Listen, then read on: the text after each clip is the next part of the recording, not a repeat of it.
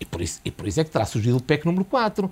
Isto é, há realmente o janeiro e fevereiro de 2011, como já vimos... O PEC número 4 tinha que sempre surgir independentemente tinha que haver uma revisão.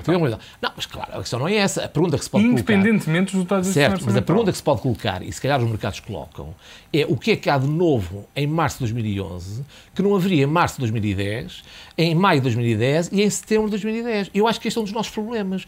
É que estamos a fazer as coisas... Está a confundir várias coisas. Estamos a fazer as coisas tarde... O PEC é uma vez por ano. Exatamente. Não há PEC 4. Há o PEC o ano passado e o PEC este. Não, as pessoas deram o nome de PEC PEC 1, PEC 2, mas há dois PECs. Certo, há dois PECs e há dois orçamentos. É a expressão que ele utiliza. Não, mas isto é só um segundo. É que há uma coisa muito importante. Mudou muito desde o último PEC. Mudou, nomeadamente, as metas com as quais Portugal está comprometido. O PEC original tinha, por exemplo, para este ano, um déficit de 6,6. Ou seja, de facto mudou e seria sempre necessário uma atualização do PEC. Sempre. Pronto, era só isto. Não, queria só acrescentar para concluir. As medidas que estão a ser tomadas, repito, já poderiam e deveriam ter sido.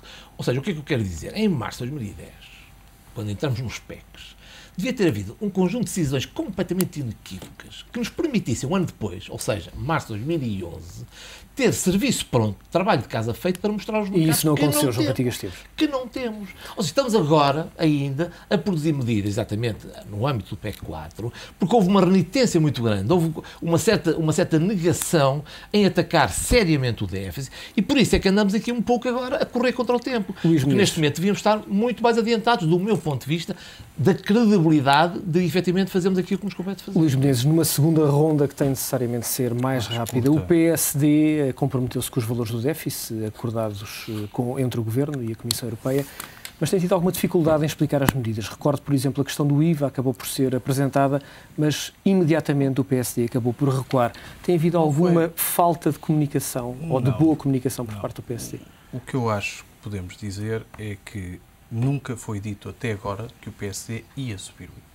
O que foi dito com clareza, já foi dito por vários dirigentes do Partido Social Democrata, nomeadamente pelo seu Presidente, é que é preciso saber o real estado das contas públicas.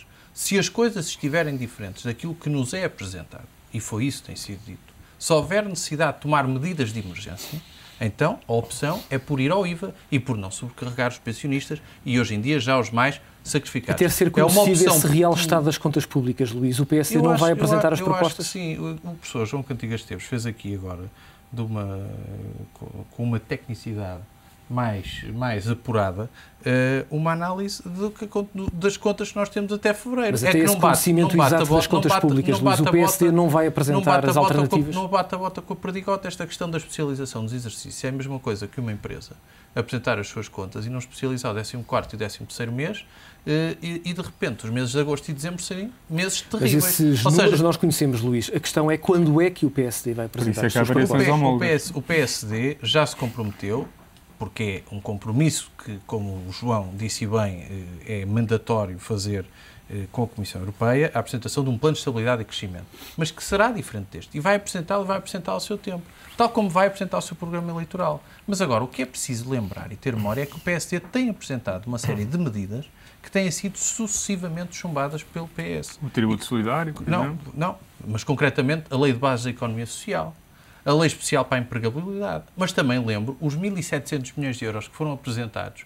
em diversas rúbricas do Orçamento de Estado, em maio de 2010, que na altura o Ministro Vieira da Silva disse que era uma mão cheia de nada, e o facto é que em muitas dessas rúbricas é agora que estão a tentar ir buscar, obviamente sem sucesso, porque há aqui, e é preciso dizê-lo com alguma clareza, alguma incompetência deste Governo, incompetência no sentido de não conseguir atingir as metas a que se propõe, não é no mau sentido da palavra, mas há uma falta de competência em conseguir atingir os objetivos propostos, porque no fim do dia, quem paga sempre a fatura são os portugueses e o Estado deve dar o exemplo. Eu volto a repetir, é obsceno, e nós amanhã temos um agendamento potestativo sobre essa situação, que se aumenta os valores que as entidades do Estado podem adjudicar, no momento em que se pede mais sacrifícios e que numa empresa normal em dificuldades se apertaria o garrote sobre os patamares inferiores, estamos a permitir que os patamares inferiores da administração pública tenham mais autonomia de despesa. Isso não é forma de cortar na despesa. João Galamba, parece que cada vez ficamos mais perto de um necessário e evidente pedido de ajuda externa perante o cenário com que estamos a trabalhar. Bem, eu para já não gosto da palavra ajuda externa. O Primeiro-Ministro usa muito e eu acho que usa mal. Por uma razão muito simples, é que depois temos discussões um bocadinho absurdas como na realidade o FMI já cá está, já estamos a ter ajuda, ou estamos a impor as medidas que o FMI imporia, estamos a fazer o mesmo que a Grécia. O que eu acho que, e o PS tem sido pouco claro, mas eu acho que o PS o que tem de dizer é que lutará, na medida das suas possibilidades, para que Portugal não tenha uma intervenção externa nos moldes em que foi feita com a Irlanda e com a Grécia. Porque ajuda externa todos queremos. Quer dizer, se agora houvesse um investidor que dissesse, olha, eu compro a dívida pública portuguesa toda a 3%, era uma ajuda que eu acho que nenhum português recusaria e nenhum português criticaria ao Primeiro-Ministro se ela conseguisse. Portanto, a palavra ajuda externa... A questão de dar as contrapartidas. E era isso que estava a ser negociado. Era isso que estava a ser negociado no Conselho. E por isso é que era muito importante, nós vemos a formulação, foi no Conselho, poderá comprar dívida no mercado primário, sujeito a estrita condicionalidade. Nós temos que entender que muitas das coisas que são escritas naqueles Conselhos são para agradar a um conjunto de eleitorados. E, obviamente, que aquilo tinha que lá estar para sossegar as opiniões públicas alemãs e finlandesas, por exemplo, e holandesas, que são alguns dos países que têm tido uma posição mais forte nesta ideia de solidariedade europeia. Mas Portugal tinha aqui uma oportunidade, de facto, de ter condições de financiamento. E o que é que falhou? O que falhou é que Portugal não tinha condições, o Primeiro-Ministro de Portugal não tinha condições para assumir os compromissos que eram necessários para obter esse acordo. Então tivesse falado antes com os parceiros com quem tinha esses compromissos. Como João, sabe, nós estamos no último minuto, o PSD sempre disse que cabia ao PS apresentar todas as medidas de corte da despesa. Aliás, Miguel Galvas, no próprio dia, aplaudiu a conferência de imprensa de Teixeira dos Santos, disse que todas as medidas de redução do déficit eram bem-vindas e, portanto, essa ideia que devia ter conversado antes foi o próprio PSD que disse não se conversa antes. O PS apresenta e depois discute-se. Ora, só uma nota sobre o PEC.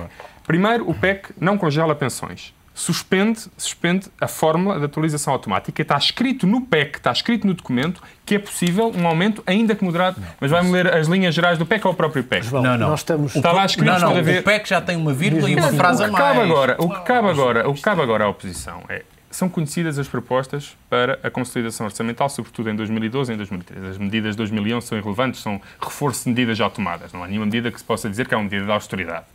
Em relação a 2012 e 2013, o PS tem as suas propostas.